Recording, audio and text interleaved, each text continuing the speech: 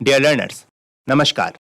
मैं डॉक्टर अतुल बमराड़ा आज की इस गणित कक्षा में आपका हार्दिक स्वागत करता हूं।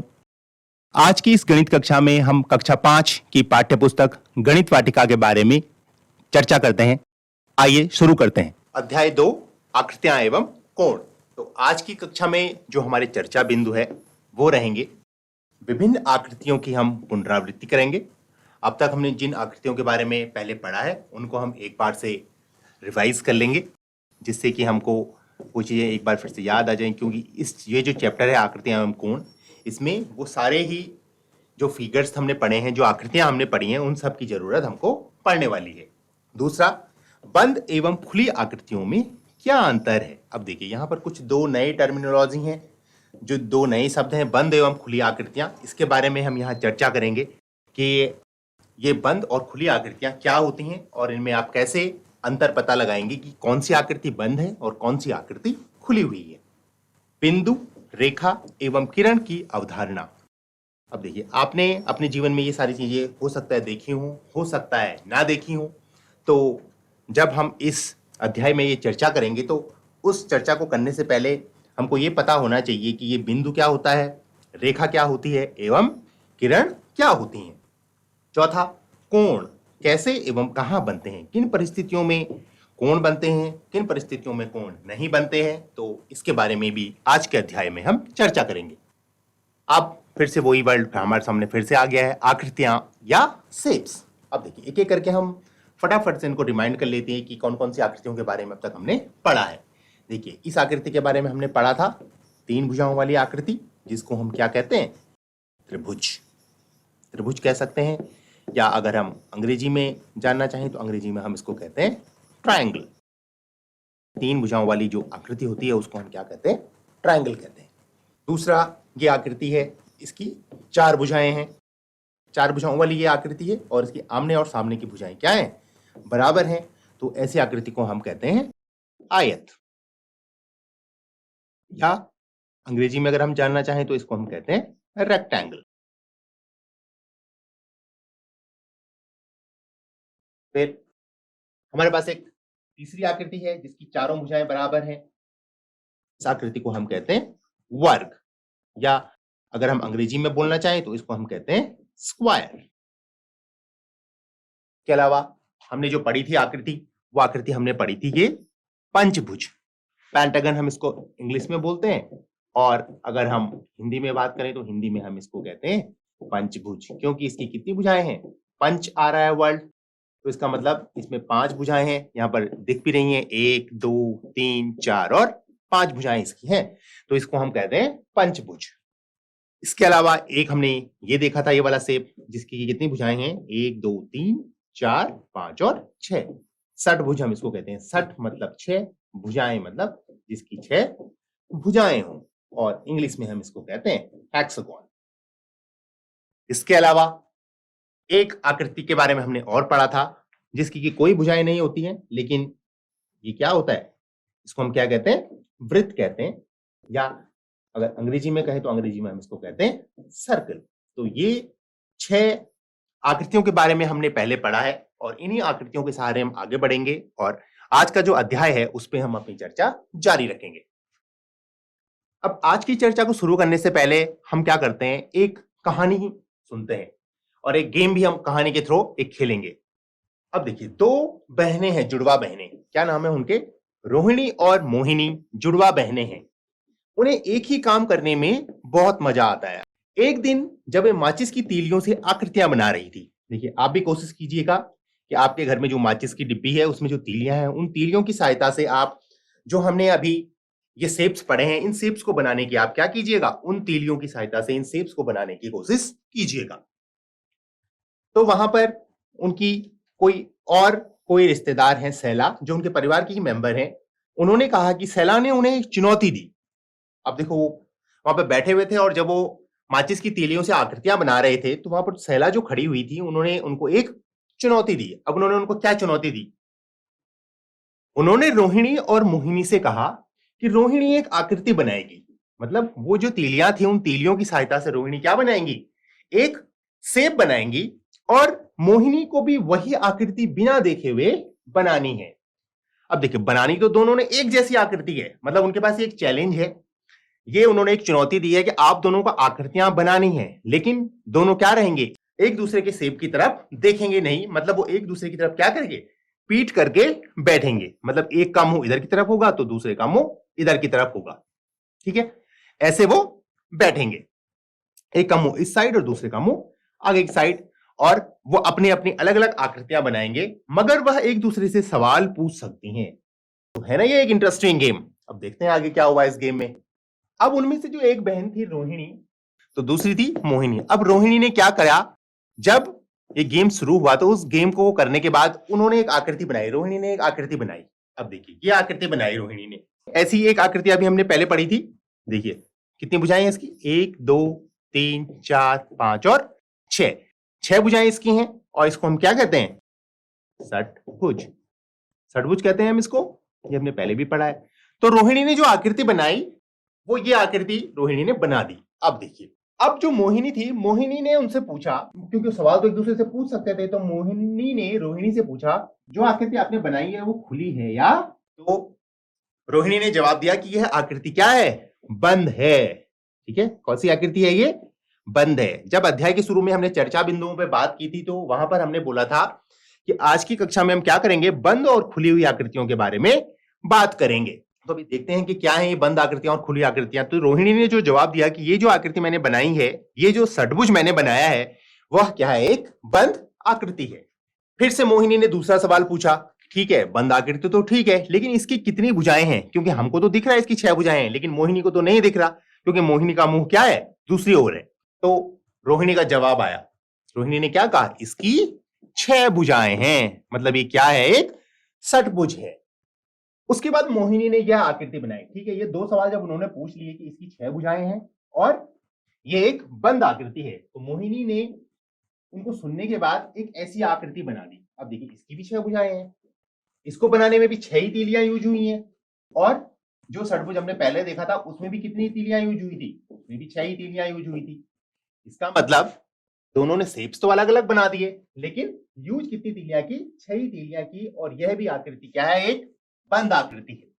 अब देखिए क्या होती हैं आखिर ये बंद और खुली हुई आकृतियां। अब हमारे पास क्या है कि सबसे बड़ा जो क्वेश्चन है वो ये है कि ये जो बंद और खुली आकृतियों की जो हम बात कर रहे हैं, अभी हमने जो रोहिणी और मोहिनी ने जो 2 आकृतियां बनाई है, वो दोनों जो बंद आकृतियां थी वो क्या हैं, और अगर ये दोनों बंद थी तो जो खुली हुई आकृतियां हैं वो क्या होती हैं, इसके बारे में अब हम बात करते हैं।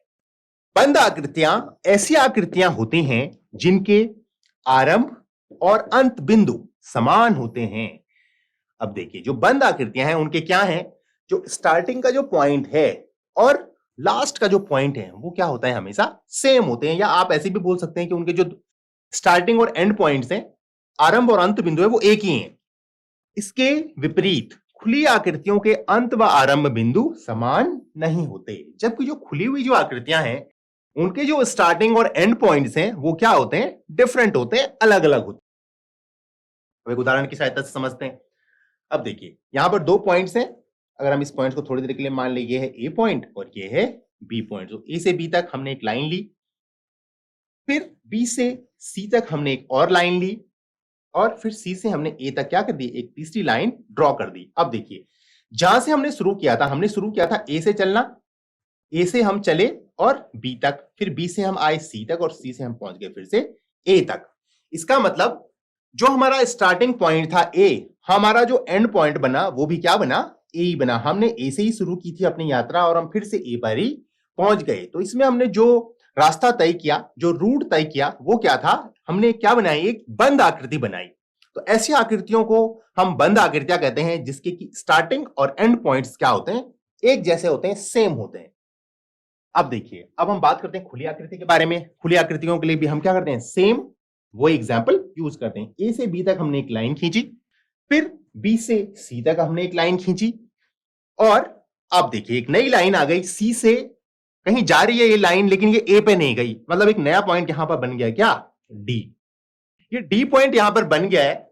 इसका मतलब जो स्टार्टिंग और जो एंड पॉइंट्स थे वो क्या हो गए, डिफरेंट हो गए, अलग अलग हो गए। हमने यात्रा शुरू की थी ए से, बी पे गए, सी पे गए, और एक चौथा स्टेशन आ गया डी, लेकिन जो स्टार्टिंग और जो एंड पॉइंट्स थे वो क्या है, अलग अलग हैं, डिफरेंट हैं। तो इसका मतलब ये जो आकृति है वो कैसी आकृति कहलाएगी? खुली हुई आकृति कहलाएगी।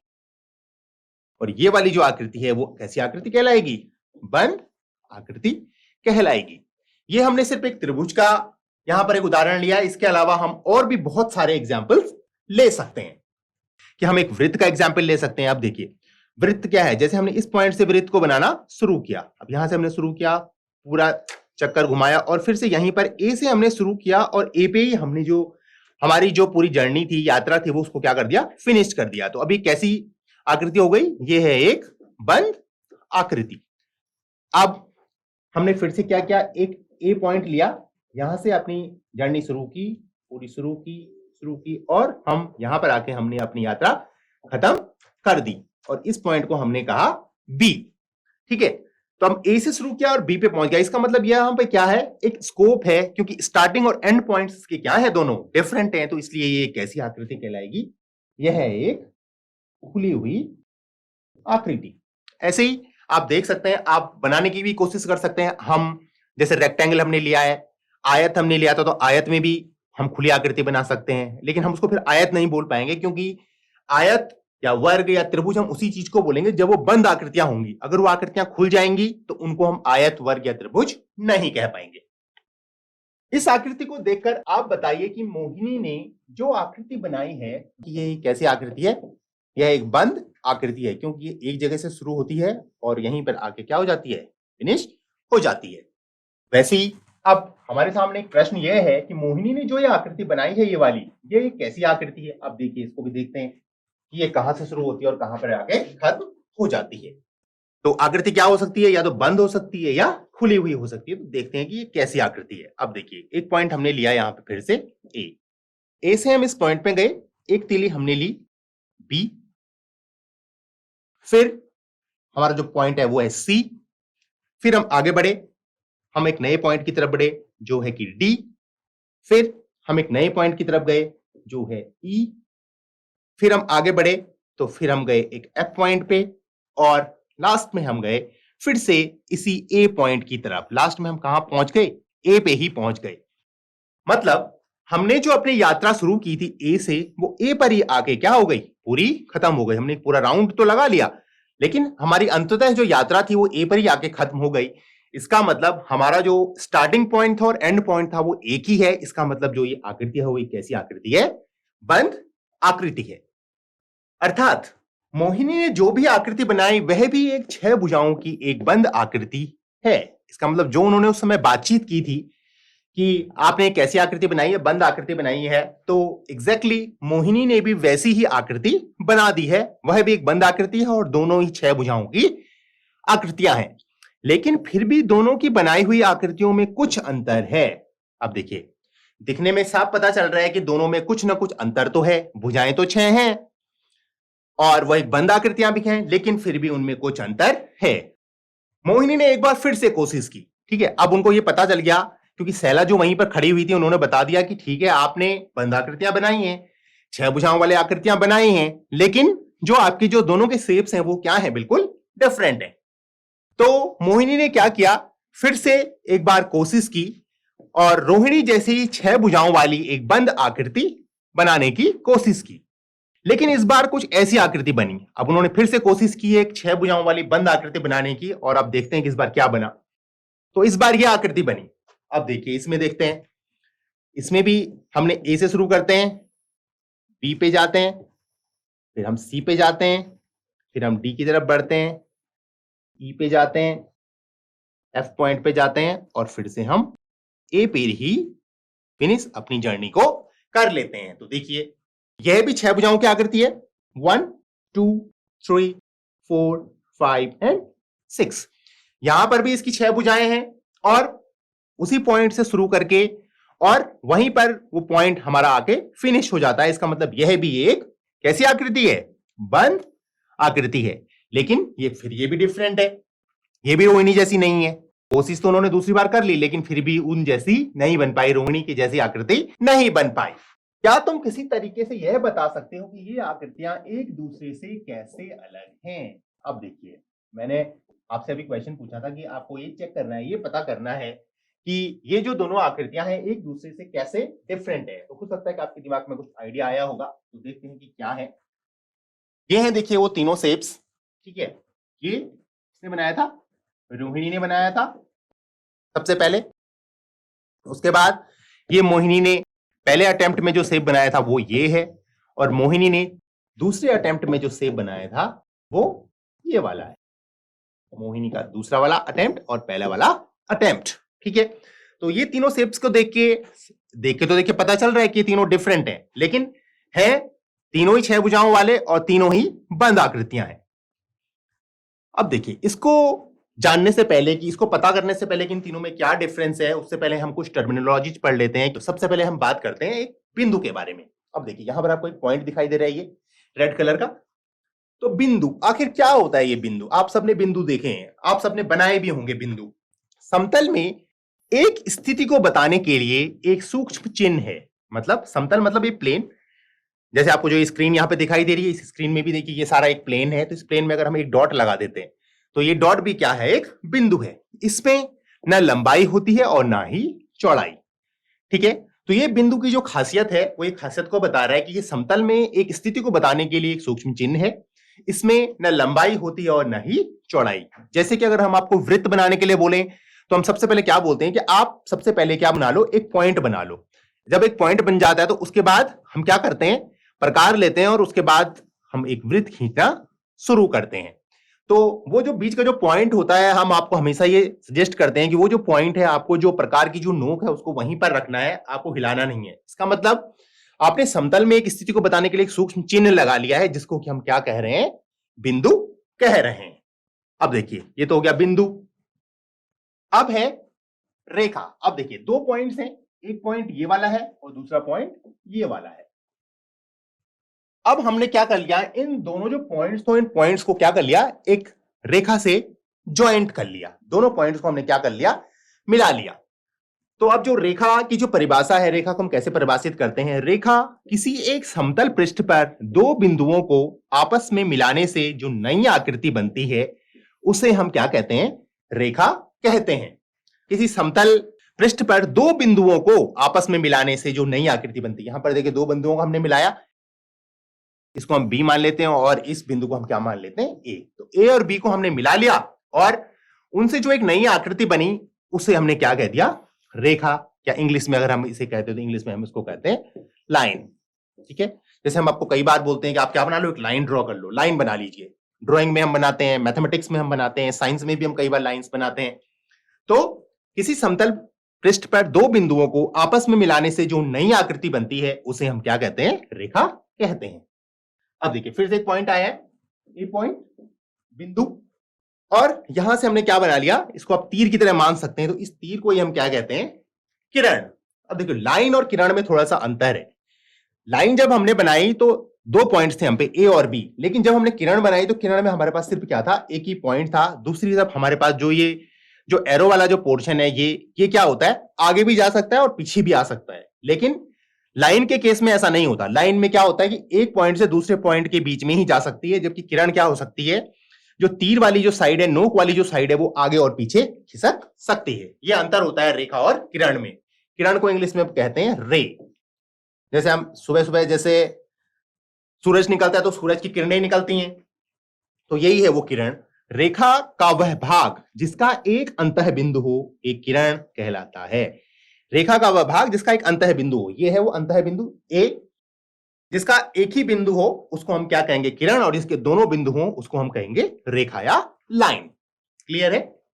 अब है एक नया वर्ड आया है, कोण। कोण की भी हमने बात की थी। कोण को इंग्लिश में हम कहते हैं एंगल। जैसे हम कहते हैं रेक्टेंगल, ट्रायंगल, ठीक है। तो उसी का वहीं से लिया है हमने ये एंगल, ट्रायंगल के लास्ट से या रेक्टेंगल के लास्ट से। कोण किसी भी एक बिंदु से निकलने वाली दो किरणें आपस में एक कोण बनाती हैं। किसी भी एक बिंदु से, मतलब एक पॉइंट हम लेंगे, ये पॉइंट हमने ले लिया ए, और इससे कितनी किरणें निकलेंगी? दो निकल सकती है, दो से ज्यादा भी निकल सकती हैं, लेकिन अभी हम जो बात करते हैं वो दो के बारे में बात करते हैं कि एक बिंदु से दो किरणें निकलेंगी। देखिए एक किरण निकली सी डायरेक्शन की तरफ और दूसरी निकली बी डायरेक्शन की तरफ। एक निकली ऊपर की तरफ और एक निकली आगे की तरफ। ये दोनों क्या हैं? किरणें हैं, या आप इसे रे भी बोल सकते हैं। इंग्लिश में हम इसे रे बोलते हैं, हिंदी में हम इसको क्या बोलते हैं? किरण। तो ए पॉइंट था, उससे दो किरणें निकली, एक निकली बी की तरफ, एक निकली सी की तरफ, और उनके बीच में ये जो बन रहा है ये रेड कलर का, इसको ही हम क्या कहते हैं? कोण। यही होता है कोण, इसको हम कोण कहते हैं। ठीक है, एक पॉइंट से दो अलग अलग रेज निकली, उनके बीच का जो स्पेस है, उनके बीच का स्पेस आगे कम ज्यादा भी हो सकता है। ये देखिए, जैसे अगर हम एक पॉइंट यहां पर ए ले लें, ये हो गई रे, तो ये ऐसा हो सकता है, ये रे यहां भी जा सकती है, यहां भी जा सकती है, यहां भी जा सकती है, कहीं भी जा सकती है। तो यहां पर जितने भी सारे बनेंगे ये सारे कोण है। देखिए, एक कोण ये है, एक कोण ये है, एक कोण ये है, एक कोण ये है, और एक कोण ये है। ये सारे क्या है? डिफरेंट डिफरेंट टाइप के एंगल्स हैं जो यहां पर बन रहे हैं। इसी प्रकार मोहिनी और रोहिणी द्वारा बनाई गई आकृतियों में बने कोणों को इंगित कीजिए। अब देखिए, अब मोहिनी और रोहिणी ने जो डिफरेंट डिफरेंट टाइप के शेप्स बनाई थी, रोहिणी ने जो एक बनाया था और मोहिनी ने जो दो अलग अलग शेप्स बनाए थे, उनमें बने कोणों को हमको क्या करना है? ढूंढना है। अब देखिए, ये थी वो तीनों शेप्स, एक ये रोहिणी की, मोहिनी की, ये भी मोहिनी की, मोहिनी की दूसरी वाली शेप, मोहिनी की पहली वाली शेप। अब देखिए, इनमें कुछ एंगल्स हैं। एंगल्स का मतलब होता है कि जो पॉइंट है, पॉइंट से दो क्या निकल रही हैं? किरणें निकल रही हैं। अब देखिए, एक पॉइंट इसको मान लेते हैं हम, एक पॉइंट से दो किरणें निकल रही हैं, एक इस साइड में और एक इस साइड में, तो यहां पर एक एंगल बन गया। दूसरा फिर ये पॉइंट है, ये पॉइंट पे भी एक ये वाली रे है और दूसरी वाली रे, तो यहां पर भी एक एंगल बन गया। ऐसे ही फिर यहां पर से एक रे ये है और एक रे ये है, तो यहां पर भी एक एंगल बन गया। फिर इस पॉइंट से आगे की तरफ एक रे ये वाली है और एक रे ये वाली है, तो यहां पर भी एक एंगल बन गया। वैसे ही यहां से इसको अगर मिला लें तो यहां पर भी एक एंगल बन गया, यहां पर भी एक एंगल बन गया। अब देखिए, एंगल भी दो टाइप के हैं, तो उसको भी हम यहां पर चर्चा कर लेते हैं कि दो प्रकार के जो कोण होते हैं वो हर एक फिगर में बने हुए होते हैं, हर एक आकृति में होते हैं। एक होता है अंतः कोण और एक होता है बाह्य कोण। अब अंतः कोण क्या है? अंतः कोण तो क्या होता है? फिगर के अंदर की साइड से बनते हैं ये वाले, ये जो फिगर के अंदर की तरफ बनेंगे इनको हम कहेंगे अंतः कोण। और जो बाहर की तरफ बनते हैं, अब देखिए, ये कोण, एक कोण बाहर की तरफ भी बन रहा है ये वाला, ठीक है, ये बाहर की तरफ भी बन रहा है। तो हम आज के जो अध्याय है उसमें हम चर्चा सिर्फ अंतः कोणों के करेंगे, हम बाहर के कोणों पे नहीं जाएंगे, मतलब बाहर के कोणों की बात हम नहीं करेंगे, हम सिर्फ बात करेंगे अंतः कोणों की, अंदर के कोणों की हम बात करेंगे। अब देखिए, मोहिनी ने जो पहली वाली जो शेप बनाई थी, तो अब उसमें देखते हैं उसमें कितने कोण हैं। अब देखिए, इस पॉइंट से अगर हम शुरू करें तो यहां से एक रे ये वाली निकल रही है और दूसरी जो किरण है वो ये वाली निकल रही है, तो इनके बीच में एक कोण बन रहा है। वैसे ही फिर यहां पर एक रे ये और एक रे ये वाली, तो यहां पर एक कोण बन रहा है, यहां पर एक कोण बन रहा है। अब यहां पर देखिए, ये अंदर की तरफ एक कोण बन रहा है, ये कोण बन रहा है और ये कोण बन रहा है। कितने कोण बने? 1 2 3 4 5 और 6 कोण इसमें बने। 1 2 3 4 5 और 6 कोण इसमें भी बने। अब इस वाली फिगर में आते हैं, फिर यहां से स्टार्ट करते हैं। एक रे ये और दूसरी रे ये वाली, एक कोण, यहां पर दूसरा, तीसरा, चौथा, पांचवा और छठवां, तो इसमें भी कितने कोण बन गए? 6 कोण। तीनों जो फिगर्स थे, तीनों फिगर्स में जो कोण थे वो क्या है? 6 ही कोण सब जगह। लेकिन आगे देखते हैं कि क्या इसमें से क्या बड़े या छोटे भी होते हैं कोण, उसको आगे देखते हैं। सैला, अब सैला जो है वो बोल रही है, देखो माचिस की तीलियां कैसे एक छोटा कोण, एक बड़ा कोण और उससे भी एक बड़ा कोण बनाती हैं। अब देखिए, सैला है जो वो बता रही हैं कि जो ये तीलियां हैं उसमें से एक छोटा कोण है। अब देखिए, ग्रीन कलर का जो कोण है वो देखिए वो सबसे छोटा है, ये वाला, ठीक है। ये जो दोनों तीलियां हैं वो तीलियां क्या है? एक दूसरे की तरफ झुकी हुई हैं। अब उससे बड़ा कोण, अब एक देखिए ब्लू कलर का दिख रहा है ये वाला, ये यहां पर जो तीलियों का जो झुकाव है वो क्या है? थोड़ा सा ज्यादा क्या हुआ है? खुल गया है। यहां पर अगर हम देखें तो यहां पर क्या है? तीलियों का झुकाव बिल्कुल कम है, यहां पर थोड़ा सा ब्लू वाले में थोड़ा सा बढ़ गया है। और उससे भी एक बड़ा कोण है ये ब्लू वाला, यहां पर देखिए बहुत ही ज्यादा क्या हो गया है? जो दोनों जो किरणें थी वो दोनों किरणें एक दूसरे से बाहर की तरफ जाती हुई दिखाई दे रही हैं। इसका मतलब जो कोण है, कोण क्या है? कुछ छोटे हैं, कुछ बड़े हैं, कुछ बहुत बड़े हैं। तो इसी के आधार पर क्या होता है? जो ये शेप्स हैं वो डिफरेंट डिफरेंट टाइप की दिखाई देती हैं, मतलब कोणों का फर्क होता है।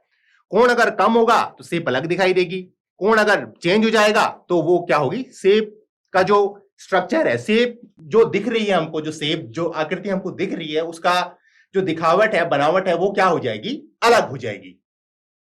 तो यह सुनने के बाद मोहिनी और रोहिणी ने कहा, अरे वाह, कोण बदलने से आकृति इतनी बदल जाती हैं। तो यहां पर हमको दिखाई दे रहा है कि जैसे ही कोण बदला वैसी ही आकृति क्या हो गई हमारी, बिल्कुल चेंज हो गई। ठीक है, तो ये हमारे जो कोण है, कोणों से इतना ज्यादा फर्क पड़ता है आकृतियों में कि जो उनकी जो बनावट होती है, उनका जो दिखने का जो स्टाइल होता है वो क्या हो जाता है, पूरा ही परिवर्तित हो जाता है, चेंज हो जाता है। तो आज की कक्षा के जो हमारे अभ्यास प्रश्न है वो अभ्यास प्रश्न ये हैं कि कौन से रंग से दिखाया गया कोण सबसे बड़ा कोण है। अब देखिए यहां पर हमको तीन रंग दिखाई दे रहे हैं, एक हमको दिखाई दे रहा है येलो, एक हमको दिखाई दे रहा है ग्रीन और एक हमको दिखाई दे रहा है ब्लैक। तो यहां पर जो सबसे बड़ा जो कोण है वो कौन सा कोण है, तो ये जो अभ्यास प्रश्न है इसको आप करेंगे, इसमें देखेंगे आपकी जो दोनों जो किरणें हैं उनमें सबसे ज्यादा जो झुकाव है वो किसकी तरफ है। तो उसको जब हम देखेंगे तो उसके आधार पर हम ये बता पाएंगे कि इसमें सबसे बड़ा कोण कौन सा है। क्या पीले रंग से दिखाए गए कोण बराबर हैं। अब देखिए यहां पर दो कोण दिखाए गए हैं, एक ये वाला कोण और एक दूसरा वाला कोण। तो क्या ये बराबर हैं? बराबर का मतलब है, देखिए यहां पर एक ये वाला फिगर दिखाया गया है जिसकी कितनी भुजाएं हैं, 1 2 3 4 5, पंचभुजी है ये भी पंचभुज है और ये भी पंचभुज है दोनों ही पंचभुज। ये थोड़ा सा बड़ा है और ये थोड़ा सा छोटा है।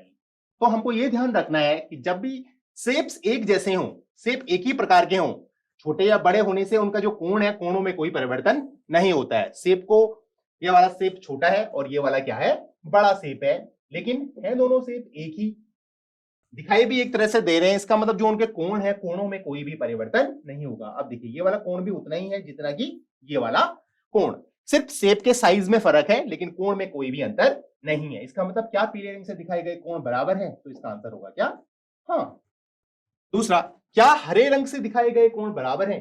अब देखिए फिर से ये हरा रंग का कोण आ गया है, तो इसका मतलब क्या है, शेप दोनों एक ही है, एक ही पॉइंट से दिखाए गए कोण, तो इसका मतलब ये भी क्या है, बराबर हैं।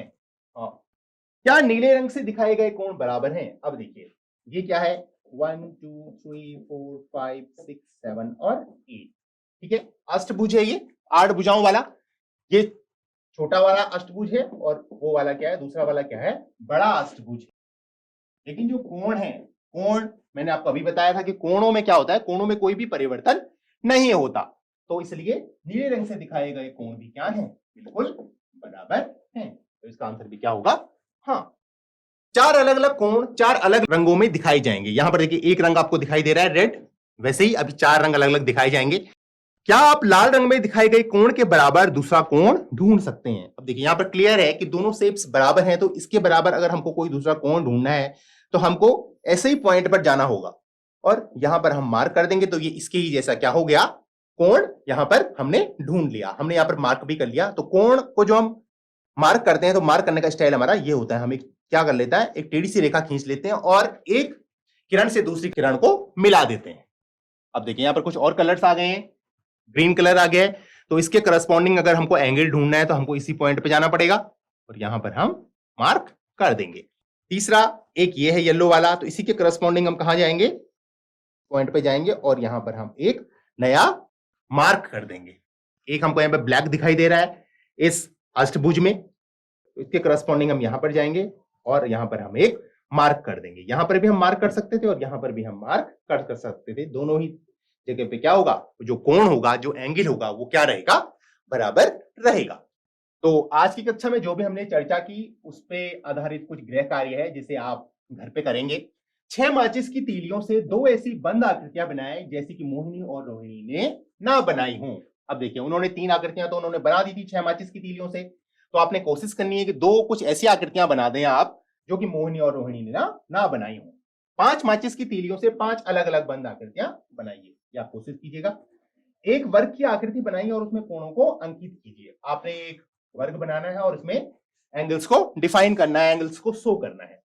किसी समतल पृष्ठ पर 2 बिंदुओं को आपस में मिलाने से जो नई आकृति बनती है उसे क्या कहते हैं। तो अभी हमने आपको बताया था कि 2 बिंदुओं को मिला के जो एक नई आकृति बनती है उसे हम क्या कहते हैं, लाइन कहते हैं, रेखा कहते हैं। तो ये आप अपनी नोटबुक में लिखिएगा।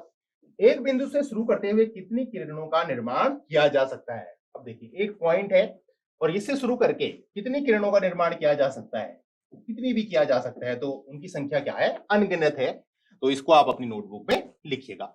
और एक अंतिम प्रश्न है कि खुली एवं बंद आकृतियों में क्या अंतर है, चित्र की सहायता से समझाइए। आशा करता हूं कि आज की कक्षा में की गई चर्चा को आप समझ पाए होंगे। इसी क्रम में मिलते हैं एक नई कक्षा के साथ। धन्यवाद। आपका दिन शुभ हो।